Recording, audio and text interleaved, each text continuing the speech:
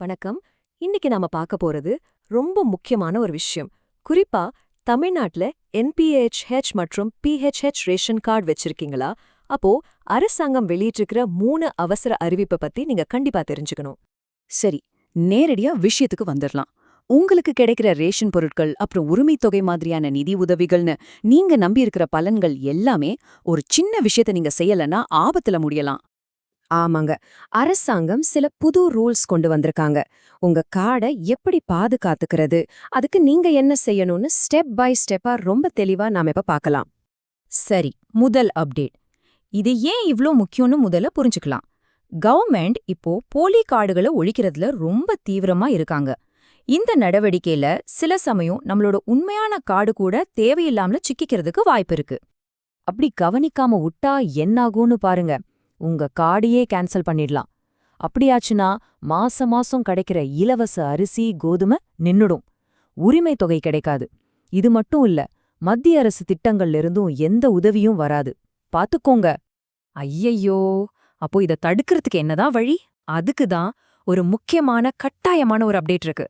அதுதான் இகேஒய்சி. இகேஒய்சினா என்னன்னு குழப்பிக்க வேண்டாம். ரொம்ப சிம்பிள். நீங்க தான் அந்த கார்டோட உண்மையான உரிமையாளர்னு உங்க கைரேகையை வச்சு ஒரு தடவை உறுதி பண்றது. இது மூலமா போலி கார்டுகளை நீக்கிட்டு சரியான ஆட்களுக்கு உதவி போய் சேருதான்னு அரசாங்கம் செக் பண்ணிக்குவாங்க.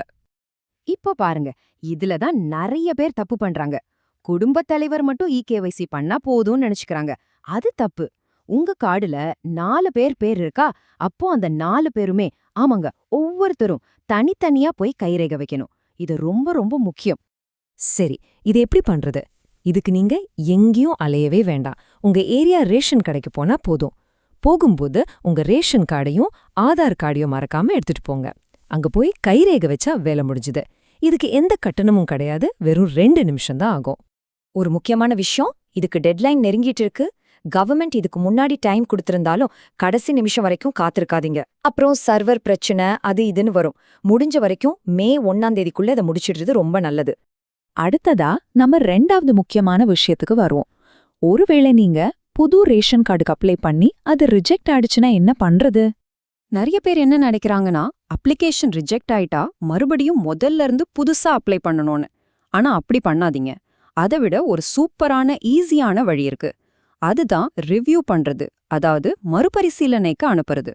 பொதுவா எதுக்கெல்லாம் அப்ளிகேஷன் ரிஜெக்ட் ஆகும்னு பாருங்க. அட்ரஸ் ப்ரூஃப் சரியில்லையா, இல்ல வீட்டுக்கு வெரிஃபிகேஷனுக்கு வந்தப்போ நீங்க இல்லையா, இல்லாட்டி கேஸ் கனெக்ஷன் டீடைல்ஸ் தப்பா கொடுத்துட்டீங்களா, எதுவா இருந்தாலும் அதுக்கு என்ன தீர்வுன்னு இங்கேயே கொடுத்துருக்கோம். இத பார்த்து சரி பண்ணிக்கலாம். இதுல நீங்க கவனிக்க வேண்டியது டைமிங் தான். உங்க அப்ளிகேஷன் ரிஜெக்ட் ஆச்சுன்னு தெரிஞ்ச 15 நாளைக்குள்ள நீங்க ஆக்ட் பண்ணணும். உடனே டிஎன்பிடிஎஸ் வெப்சைட்க்கு போய் எதுக்கு ரிஜெக்ட் பண்ணாங்கன்னு காரணத்தை பாருங்க. அப்புறம் சரியான டாக்குமெண்ட்டை அட்டாச் பண்ணி ரிவ்யூக்கு அப்ளை பண்ணிடுங்க. சரி, நாம இதுவரைக்கும் பார்த்த எல்லாத்தையும் சுருக்கமா ஒரு செக்லிஸ்டா பார்த்தரலாம் வாங்க. இதை நீங்க ஃபாலோ பண்ணாலே போதும், உங்க எல்லா பலன்களும் பாதுகாப்பா இருக்கும். முதல்ல உங்க குடும்பத்துல இருக்கிற எல்லாரும் இகேஒய்சி பண்ணிட்டாங்களான்னு செக் பண்ணுங்க. இன்னும் பண்ணலனா உடனே ரேஷன் கடைக்கு கிளம்புங்க. புது கார்டு அப்ளிகேஷன் ரிஜெக்ட் ஆயிருந்தா மறுபடியும் அப்ளை பண்ணாம ரிவ்யூக்கு கொடுங்க. ஏதாவது சந்தேகம்னா ஹெல்ப்லைன் நம்பருக்கு கால் பண்ணுங்க. உங்க ரேஷன் கார்டு ஸ்டேட்டஸ் பத்தியோ இல்ல இந்த இகேஒய்சி பத்தியோ உங்களுக்கு வேற ஏதாவது டவுட்ஸ் இருந்தா தயங்காம இந்த நம்பருக்கு கால் பண்ணுங்க. 1967. இது கவர்மெண்டோட official toll free number. Note பண்ணி வச்சுக்கோங்க. இந்த விளக்கத்தோட இறுதியா உங்ககிட்ட ஒரு கேள்வி. உங்க குடும்பத்துக்கு கிடைக்க வேண்டிய முக்கியமான பலன்கள் எல்லாமே இப்போ ஒரு சின்ன விஷயத்துல அடங்கியிருக்கு. உங்க குடும்பத்துல எல்லாரும் இகேஒய்சி முடிச்சிட்டாங்களான்னு செக் பண்ணீங்களா?